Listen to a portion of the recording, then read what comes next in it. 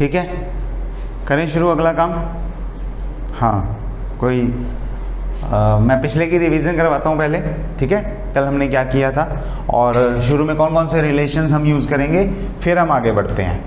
तो हम जो कर चुके हैं, न्यूटन लॉ ऑफ कोर्स आपको याद होना चाहिए, F is equal to G m1 m2 by R square. ये तो याद ही होगा, ये तो याद है भी, है ना। न्यूटन्स लॉ ऑफ ग्रेविटेशन आपको पता होना चाहिए हर टाइम पे। और इसी से हमने आगे एक टर्म निकाल ली थी, that was acceleration due to gravity. वो क्या होता है, जब इसे m से डिवाइड कर देते हो। तो ग्रेविटेशन और ग्रेविटी में फ़र्क क्या है, अगर आप दुनिया की कोई भी दो बॉडीज़ ले रहे हो तो वो m1 m2 कोई भी दो बॉडीज़ हो सकती हैं जिनका मास m1 और m2 है। उनमें जो फोर्स ऑफ ग्रेविटेशन लग रहा है वो फोर्स ऑफ ग्रेविटेशन है। इनमें से एक बॉडी आप अर्थ फिक्स कर दो और उसका मास कितना है, कैपिटल M, स्मॉल m ले लो दूसरी बॉडी का। तो अगर एक बॉडी फिक्स कर दो तो उसे ग्रेविटी बोलते हैं, ठीक है। और जनरली इसमें डिस्टेंस भी रेडियस ऑफ अर्थ के बराबर हो जाएगी, क्योंकि रेडियस ऑफ अर्थ काफ़ी बड़ी है और सरफेस पे जो बॉडी खड़ी होगी वो 6400 किलोमीटर के मुकाबले बहुत छोटी होगी, राइट। तो उसका साइज़, उसकी रेडियस बहुत छोटी होगी। तो यहाँ पे gmm/r² हम लिख लेते हैं। और जब इसी के मास से डिवाइड कर देते हो आप gm/r², तो वो बनती है एक्सेलरेशन ड्यू टू ग्रेविटी। ये फॉर्मूला आपको याद होना चाहिए, ठीक है।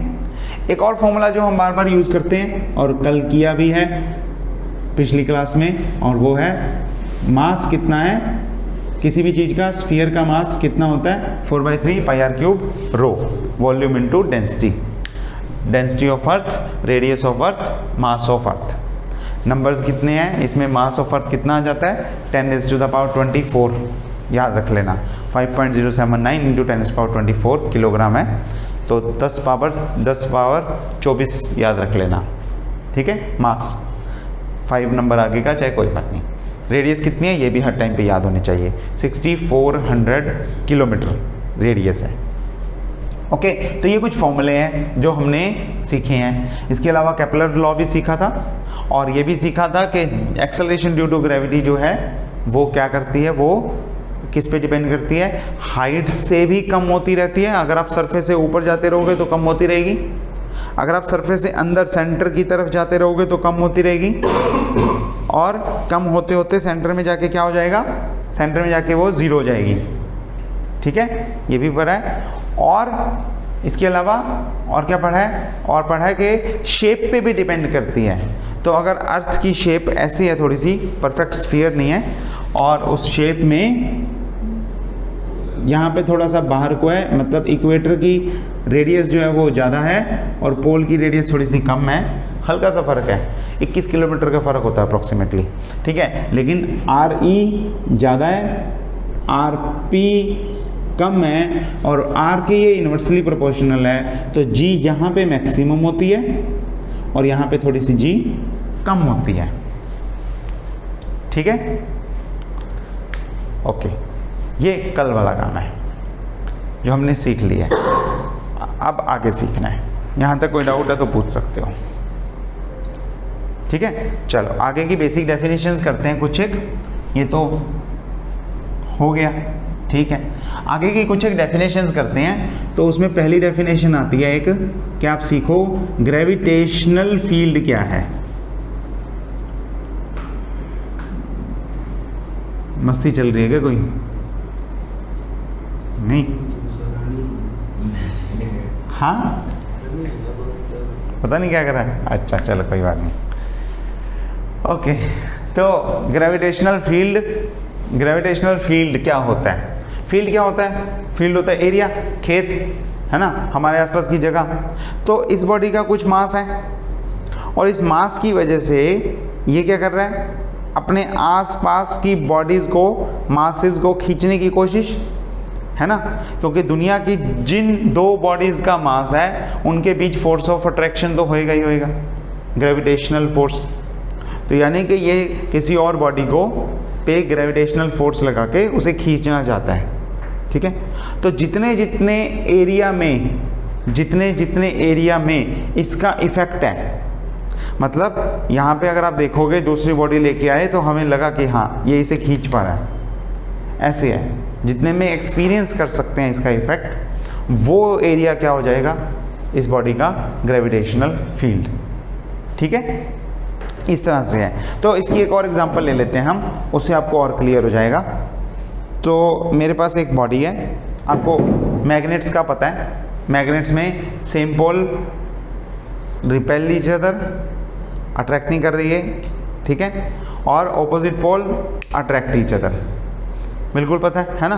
तो अब अगर मैं इस बॉडी को लूँ, this is body 1, this is let's say body 2, body 2 को तो छोड़ दो, या ये लो, दिस इज बॉडी 1। तो अब ये अपने आसपास की चीज़ों को अट्रैक्ट कर रही है। उनका क्या नेचर होना चाहिए, उनके पास मैग्नेटिक पोल होना चाहिए, है ना, अट्रैक्ट कर रही है वो। तो अगर मैं यहाँ पे देखूँ तो इस पे ये इफ़ेक्ट कर रही है, यानी कि इसका इफ़ेक्ट इस पे देखा जा सकता है। इसे हम बोल देंगे टेस्ट बॉडी, इसे हम बोल देंगे मेन सोर्स बॉडी। ठीक है, तो सोर्स बॉडी का फोर्स कौन सा, मैग्नेटिक फोर्स, यहाँ पे टेस्ट बॉडी पे है। अगर मैं थोड़ा सा दूर ले जाऊँ तो भी है, कम है लेकिन है। थोड़ा और दूर ले जाऊँ बहुत कम, और दूर ले जाऊँ बहुत ही ज़्यादा कम, और थोड़ा सा दूर ले जाऊँ तो ख़त्म। ठीक है, हालांकि ये इनफाइनाइट रेंज फोर्स होती है, बहुत दूर जाना पड़ता है, नहीं तो पर निगलिजिबल सा इफेक्ट आ गया। तो मैं एक एज्यूम कर रहा हूँ कि इसका इफेक्ट अगर यहाँ तक है, इसके बाद इसका इफेक्ट नहीं है, तो ये वाला जो सर्कल बनेगा, स्फीयर बनेगा, इनफैक्ट जो स्फीयर बनेगा, उस स्फीयर के अंदर अंदर इस बॉडी का इफेक्ट है, मैक्सिमम रेंज, और जहाँ पे ख़त्म वहाँ पे ख़त्म। तो ग्रेविटेशनल फील्ड भी, इसको क्या बोलेंगे, इस बॉडी के इफेक्ट को क्या बोलेंगे, मैग्नेटिक फील्ड। क्यों, क्योंकि ये मैग्नेट की वजह से है। तो ऐसे ही ग्रेविटेशनल किसकी वजह से होता है, मास की वजह से, और मास का भी इफेक्ट दूर तक रहेगा, जहाँ तक रहेगा वहाँ तक हम बोलेंगे इसका ग्रेविटेशनल फील्ड है। ठीक है, so it is the region, area या जगह in which its gravitational effect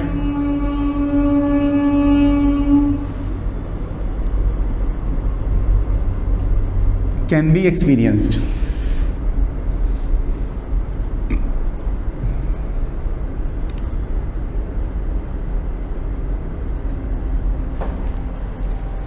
okay, field की डेफिनेशन पता लग गई।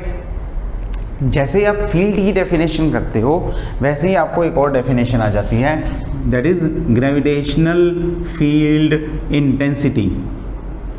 उसमें क्या आएगी, मैग्नेटिक फील्ड इंटेंसिटी। अगर आप चार्जेस ले लोगे मैग्नेट्स की जगह तो वर्ड्स हो जाएंगे इलेक्ट्रिक फील्ड और इलेक्ट्रिक फील्ड इंटेंसिटी। ठीक है, तो कॉमन चीज़ है, दो फोर्सेस लग रही हैं, इस तरह से ही काम करते हैं। ठीक, तो फील्ड इंटेंसिटी क्या चीज़ है, फील्ड इंटेंसिटी है इसमें कितना फोर्स लगेगा, कोई टेस्ट चार्ज लेके आएंगे तो कितना फोर्स लगेगा, Gm/r²। मैं अर्थ का मास ले रहा हूँ एक, या एक हैवी बॉडी, एक लाइटर बॉडी, ठीक है, तो कितना फोर्स लगेगा, इतना। लेकिन अब क्वेश्चन ये है कि स्मॉल m क्या चीज़ है, ये सोर्स बॉडी है,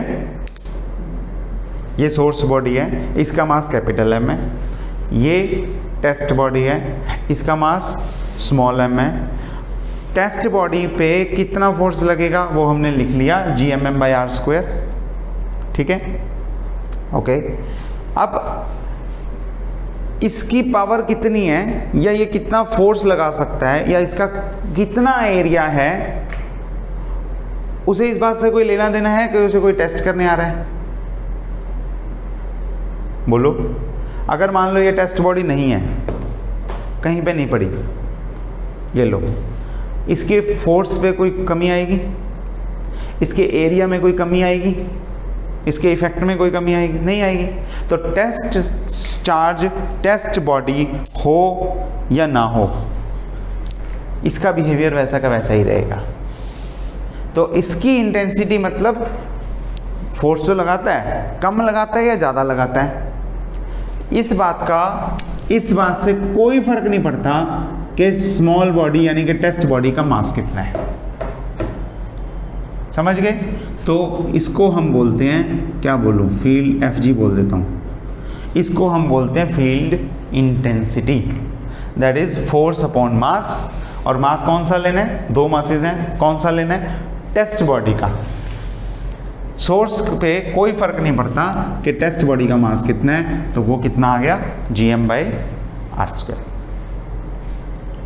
बोलो ठीक है? कोई मुश्किल नहीं है डेफिनेशन में, समझना बड़ा आसान था। ओके ठीक है। अच्छा, अगर वो बॉडी सरफेस पे रखी है तो आर हो जाएगा रेडियस ऑफ अर्थ। तो अगर आप gravitational field intensity of earth देखोगे तो वो कितनी हो जाएगी, अर्थ का मास, अर्थ की रेडियस और कैपिटल G। ठीक है, ये किसका फॉर्मूला है? देखो ये किसका फॉर्मूला है? ग्रेविटी का, एक्सेलरेशन ड्यू टू ग्रेविटी का। यानी कि इसका मतलब ये है कि जैसे ही कोई बॉडी अर्थ के ग्रेविटेशनल फील्ड में आएगी, अर्थ के ग्रेविटेशनल फील्ड में आएगी, उससे एक्सेलरेशन मिलेगी, फील्ड इंटेंसिटी की वजह से एक एक्सेलरेशन मिलेगी, और वो कितनी होगी, Gm/r²। वो उस स्पीड से, उस वेलोसिटी, उस वैल्यू से एक्सेलरेट होना शुरू कर देगी। देखो कोई डाउट है तो? सिंपल है, कोई मुश्किल काम नहीं है। ओके, एक और डेफिनेशन सीखते हैं।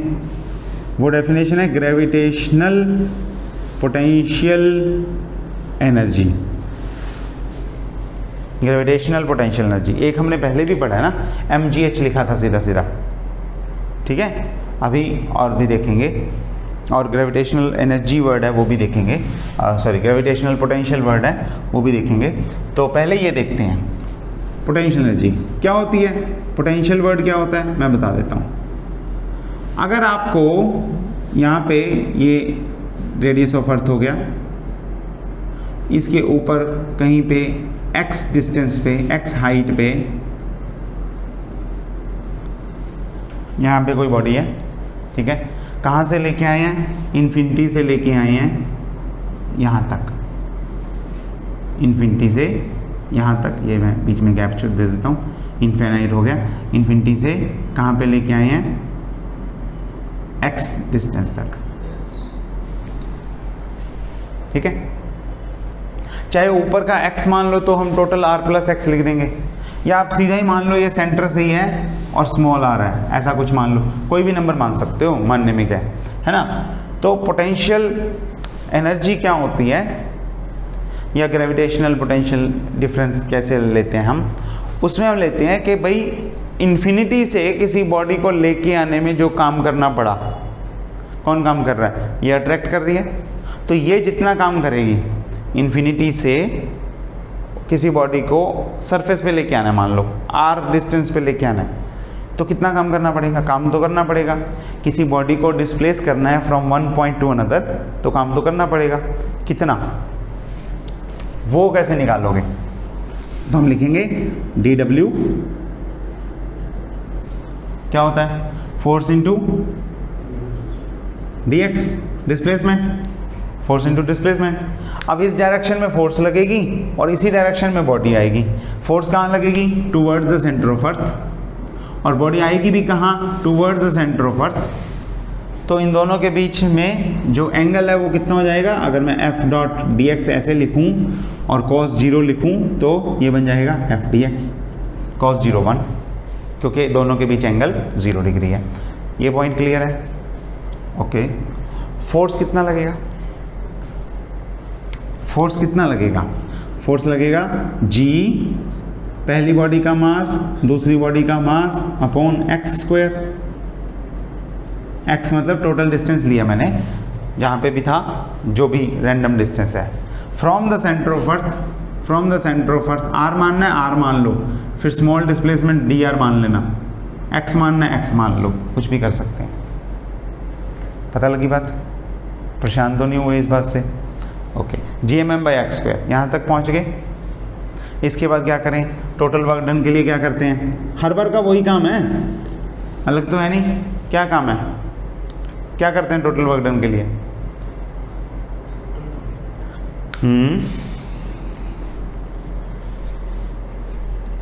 यस, क्या करते हैं? स्मॉल वर्क डन पता है, टोटल निकालना है, क्या करोगे? इंटीग्रेशन, इंटीग्रेशन ही करोगे और क्या करोगे, है ना। तो इंटीग्रेशन कर दो, G M M by x square into D x. G M M तो कांस्टेंट है, जी एम एम कांस्टेंट है। 1/x स्क्वायर का इंटीग्रेशन बता दो। x पावर n का इंटीग्रेशन आता है आपको, x पावर n का किया हुआ है बहुत बार किया हुआ है, याद नहीं है? कब याद होगा, कितने टाइम बाद? +1 2 पास करके हो जाएगा याद, +1 में ही हो जाएगा।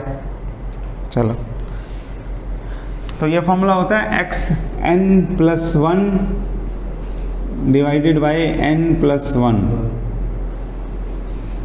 ये फॉर्मूला खुद कह रहा है +1 में याद कर लो, मेरे को +2 कर दिया तो गलत हो जाएगी बात। ओके, प्लस एक आर्बिट्रेरी कांस्टेंट भी लगाते हैं हम, ठीक है, पर यहाँ पे लिमिट्स हैं हमारे पास कि कहाँ से कहाँ जा रहा है, तो हम उसे रखेंगे और उसी से काम चलाएंगे। इन्फिनिटी से स्मॉल r तक आ रहा है।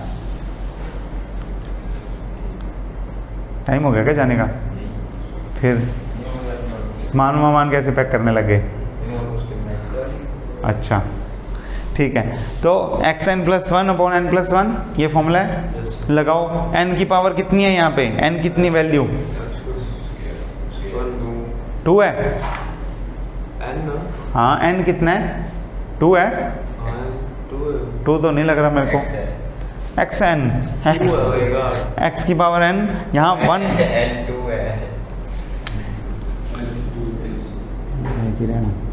G M M. अगर मैं इसे लिख दूं x पावर -2 ऊपर लाके, तो ठीक है, क्योंकि 1/में है ना, तो पावर अब बताओ n कितना है? -2, +2 नहीं है, नीचे है वो, ऊपर आएगा -2, और -2 + 1 -2 + 1, ठीक है। तो कितना हो जाएगा? G M M x power -2 + 1 divided by -2 + 1, और लिमिट्स क्या हैं? इन्फिनिटी से लेके r तक, ठीक है। माइनस बाहर निकाल लो, 1/x को नीचे ले जाओ, तो ये हो गया -GMM, और 1/x की लिमिट्स हैं इन्फिनिटी से लेके r तक। समझ में आ गई बात? ठीक है, ओके। अब इसमें क्या करते हो, पहले अपर लिमिट पुट करते हो, फिर लोअर लिमिट पुट करते हो, यही करते हो। तो पहले अपर लिमिट पुट कर दो, -GMM 1/r, और फिर लोअर लिमिट -1/∞। देखो सिंपल है, 1/∞ क्या होता है? 0, तो ये कितना बन गया? -GMM/r। ओके, मैं इस एक्सप्रेशन को रखूँगा यहाँ पे, और बाकी सब डिलीट कर देता हूँ, यहाँ से इरेज कर देता हूँ मैं। तो हमारे पास एक फॉर्मूला आ गया, इसे आप किसी भी तरह से यूज़ कर सकते हो।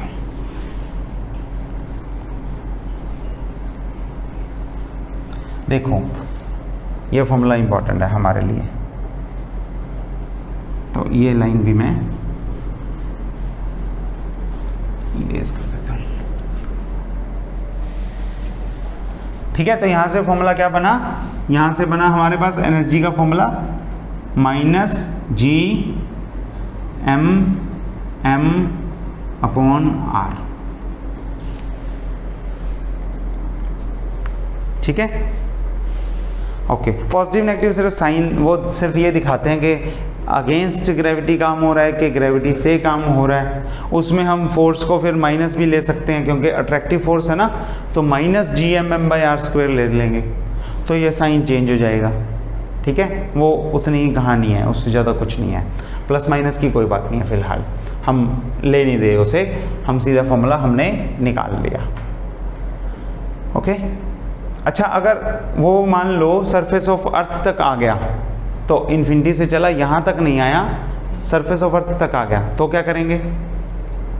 तो स्मॉल आर को कैपिटल आर पुट कर दें रेडियस ऑफ अर्थ के बराबर, तो कितना हो जाएगा ये GM/R, है ना, इतना ही हो जाएगा। अच्छा, GM की वैल्यू कितनी है? GM की वैल्यू GR², और GR² ऊपर लिखेंगे अगर, तो ये हो जाएगा माइनस, ये हो जाएगा GR² और M और अपॉन R, तो ये हो जाएगा, एक R से एक R कट जाएगा, ये हो जाएगा MGR।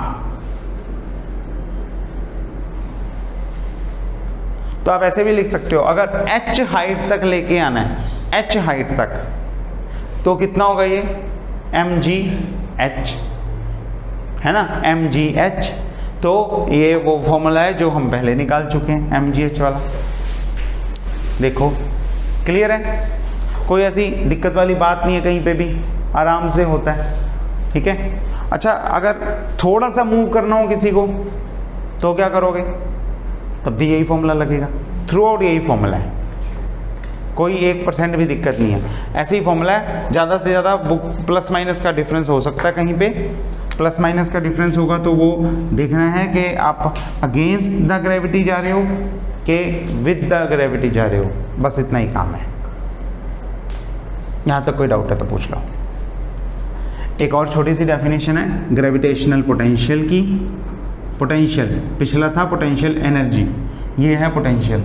इसमें आप क्या करते हो, इसमें एनर्जी पर यूनिट मास ले लेते हो। ये जो छोटी बॉडी ली है ना, इसका मास क्या करते हो, इसका मास यूनिट मान लेते हो, 1 मान लेते हो, या छोड़ देते हो इसे यहाँ पे, तो वो फॉर्मूला सिर्फ बन जाएगा GM/R, सिर्फ ये बन जाएगा, ठीक है। ओके, कोई डाउट है तो पूछ लो। छोटी छोटी 3-4 डेफिनेशंस हमने सीखी हैं, मैं रिवाइज करवा रहा हूँ। फील्ड इंटेंसिटी कितनी होती है? पहले फील्ड क्या होता है? एरिया जिसमें उसका इफेक्ट हो। बोलते हैं ना, ये मेरा एरिया है, ये मेरा इलाका है। इसका मतलब क्या है कि इस इलाके में, इस जगह में मेरा रोब चलता है, मेरे पे मेरा मतलब इफेक्ट है सभी पे। तो जितने जितने एरिया में ग्रेविटेशनल फील्ड बोल सके, ग्रेविटेशनल फोर्स बोल सके कि मेरा इफेक्ट चलता है, उतने को बोल देंगे हम उसका फील्ड है, ठीक है। और अब देखना ये है कि कितना जोर तो चलता है, पर कितना, कि जाके बोल लेना कोई बंदा, ये तू जानता नहीं मेरे को, अगर नहीं जानता, चलो कौन है तू, साइड हो, तो मतलब बहुत ही कम जोर चलता है। और अगर कोई कहे, किसी को कहने की नौबत ही ना पड़े कि तू जानता नहीं मेरे को, तो मतलब उसका जोर ज़्यादा चलता है ना, ऐसा ही होगा कुछ। तो यहाँ पे भी वही है कि इंटेंसिटी का मतलब बताती है कि उसका इलाका तो है, ग्रेविटेशनल फोर्स तो है, लेकिन कम या ज़्यादा। तो कितना कम कितना ज़्यादा, वो किससे पता लगाएंगे? इंटेंसिटी से। तो जैसे जैसे R ज़्यादा, वैसे वैसे इफेक्ट कम, जितना R कम उतना इफेक्ट ज़्यादा। फिर देखा कि चलो फोर्स तो लग रहा है, इंटेंसिटी तो है जहाँ पे भी है, अगर हमें उसे एक जगह से दूसरी जगह लेके जाना हो, मतलब ज़्यादा इम्पैक्ट वाली जगह से कम वाली जगह पे, या कम इफ़ेक्ट वाली जगह से ज़्यादा वाली जगह पे लेके जाना हो, तो क्या करना पड़ेगा? काम करना पड़ेगा। उसके लिए क्या चाहिए? एनर्जी चाहिए। तो हम उसके लिए देखते हैं कि ग्रेविटेशनल पोटेंशियल एनर्जी कितनी चाहिए, और उसके लिए हम सीधा सीधा वर्क डन निकाल लेते हैं, ठीक है। तो ये 2-3-4 हमने बेसिक सी डेफिनेशन सीखी हैं। ये फॉर्मूले आपको हर टाइम पे पता होने चाहिए। ये रिलेशंस आप आगे भी कहीं भी किसी भी फॉर्म में यूज़ कर सकते हो। यहाँ तक कोई डाउट है तो पूछ लो, ठीक है। चलो, तो ये एक काम हमारा ख़त्म हो गया। ओके।